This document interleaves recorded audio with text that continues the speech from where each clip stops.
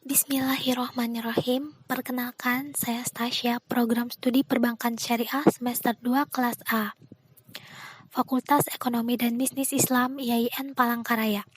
Pada kesempatan kali ini, saya akan mempresentasikan materi tafsir tentang keadilan. Video ini ditujukan untuk memenuhi tugas mata kuliah ilmu tafsir. Dosen pengampu, Bapak Nur Puadi Rahman, MPD. Keadilan adalah kata jadi dari kata adil yang terambil dari bahasa Arab. Adil. Kamus-kamus bahasa Arab menginformasikan bahwa kata ini pada mulanya berarti sama. Persamaan tersebut sering dikaitkan dengan hal-hal yang bersifat imaterial. Dalam Kamus Besar Bahasa Indonesia, kata adil diartikan 1. Tidak berat sebelah atau tidak memihak. 2. Berpihak pada kebenaran. 3. Sepatutnya atau tidak sewenang-wenang. Persamaan yang merupakan makna asal kata adil itulah yang menjadikan pelakunya tidak berpihak. Dan pada dasarnya pula seorang yang adil berpihak kepada yang benar. Karena baik yang benar maupun yang salah sama-sama harus memperoleh haknya. Dengan demikian, ia melakukan sesuatu yang patut atau tidak sewenang-wenang. Keadilan diungkapkan oleh Al-Quran antara lain dengan kata-kata Al-Adil, Al-Qis, Al-Mizan, dan dengan menafikan kezaliman.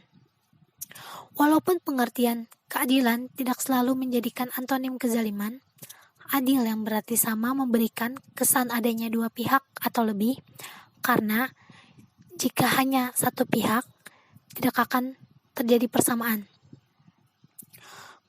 Quran Surah An-Nahl ayat 90. Innallaha ya'muru bil adli wal ihsani wa itta'i zil qurba wa yanha 'anil fahsya'i wal munkari wal baghi ya'izukum la'allakum tazakkarun. Artinya, sesungguhnya Allah menyuruh kamu berlaku adil dan berbuat kebijakan, memberi kepada kamu kerabat, dan Allah melarang dari perbuatan keji, kemungkaran, dan permusuhan. Dia memberi pengajaran kepadamu agar kamu dapat mengambil pelajaran. Quran Surah An-Nahl ayat 90. Allah Subhanahu wa Ta'ala memerintahkan berbuat adil dalam melaksanakan isi Al-Quran yang menjelaskan segala aspek kehidupan manusia, serta berbuat ihsan atau keutamaan. Adil berarti mewujudkan kesamaan dan keseimbangan di antara hak dan kewajiban mereka. Hak asasi mereka tidak boleh dikurangi disebabkan adanya kewajiban atas mereka. Ayat ini dinilai oleh pakar sebagai ayat yang paling sempurna dalam menjelaskan segala aspek kebaikan dan keburukan. Allah Subhanahu wa Ta'ala berfirman sambil mengukuhkan dan menunjukkan langsung dirinya dengan nama yang teragung guna menekan pentingnya pesan-pesannya untuk berlaku adil dalam sikap, ucapan, dan tindakan, walau terhadap dirinya sendiri, dan menganjurkan berbuat ihsan, yakni yang lebih utama dari keadilan, dan juga pemberian apapun yang dibutuhkan dan sepanjang kemampuan bagi dengan tulus kepada kaum kerabat. Dan dia yakni Allah melarang segala macam dosa, lebih-lebih perbuatan keji yang amat tercela oleh agama dan akal sehat seperti zina dan homoseksual. Firman Allah Subhanahu wa Ta'ala, Ya ayyuhallazina amanu kunu qawwamina lillahi syuhada'a bil qisti wala yajrimannakum syana'anu qaumin alla ta'dilu idilu huwa aqrabu lit taqwa wa taqullah innallaha khabirum bima ta'malun. Artinya, hai orang-orang yang beriman, hendaklah kamu jadi orang-orang yang selalu menegakkan kebenaran karena Allah menjadikan saksi dengan adil Dan janganlah sekali-kali kebencianmu terhadap suatu kaum mendorong kamu untuk berlaku tidak adil.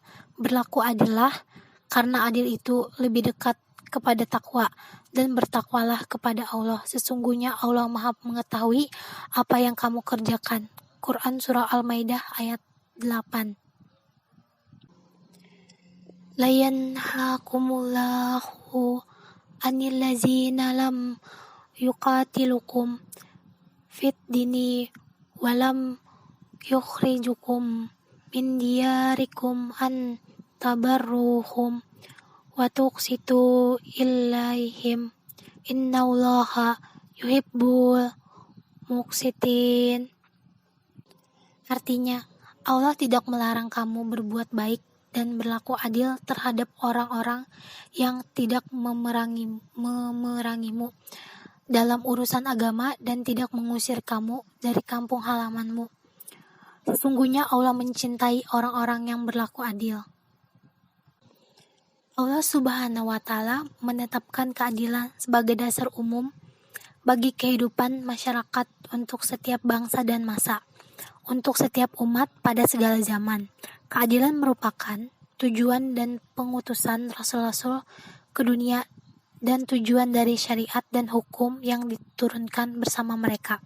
Keadilan pertama yang dituntut adalah dari diri dan terhadap diri sendiri dengan jalan meletakkan syahwat dan amarah sebagai tawanan yang harus mengikuti perintah akal dan agama, bukan menjadikan tuan yang mengarahkan akal dan tuntutan agamanya. Karena jika ia demikian, ia tidak berlaku adil, yakni tidak menempatkan sesuatu pada tempatnya yang wajar. Contoh, orang tua memberikan kasih sayang kepada anak-anak mereka tanpa membeda-bedakannya. Yang kedua, anak-anak berbakti kepada kedua orang tuanya tanpa membeda-bedakan pula. Yang ketiga, semua murid memperoleh perlakuan yang sama dari sang guru tanpa membeda-bedakan apakah ia pandai atau tidak. Dan yang terakhir, berat ringannya vonis hakim sesuai dengan berat ringannya kesalahan yang dilakukannya. Adil hukumnya wajib. Adil yang diperintahkan Allah ini mencakup adil terhadap hak-haknya dan adil terhadap hak hambanya. Caranya adalah dengan menunaikan kewajibannya secara sempurna kepada Allah Subhanahu wa Ta'ala, misalnya dengan mentauhidkannya dan tidak berbuat syirik, menaatinya dan tidak mendurhakai, mengingatnya dan melupakan serta bersyukur kepadanya, dan tidak kufur kepada manusia, misalnya dengan memenuhi haknya. Jika sebagai pemimpin, maka ia memenuhi kewajibannya terhadap orang yang berada di bawah kepemimpinannya, baik ia sebagai pemimpin dalam ruang lingkup yang besar, menjabat sebagai qadhi atau hakim, wakil khalifah atau wakil qadhi. Kesimpulan, dari penjelasan di atas dapat kita simpulkan bahwa dari ketiga ayat ini membahas tentang pentingnya berlaku adil dalam segala hal, di mana makna dari kata adil itu ialah dapat menempatkan suatu itu sesuai dengan proposisinya atau sesuai dengan kebutuhannya. Apabila kita mendapatkan sesuatu amanat baik itu dari Allah, manusia dan diri sendiri itu harus dijaga dengan sebaik-baiknya. Dan kita harus berbuat adil dengan amanat yang diberikan kepada kita. Jikalau kita tidak bisa berlaku adil, maka hendaknya sesuatu hal tersebut haruslah kita jauhi agar kita terhindar atau tidak terjerumus ke jalan dosa yang dapat menjerumuskan kita ke dalam api neraka. Di dalam agama Islam, perilaku ini merupakan perilaku yang dianjurkan oleh Allah Subhanahu wa Ta'ala, yang mana apabila kita dapat melaksanakan hal ini dengan baik, maka kita akan memperoleh pahala yang amat besar dari Allah. Cukup sekian materi yang saya sampaikan hari ini. Mohon maaf apabila ada salah kata. Wassalamualaikum warahmatullahi wabarakatuh.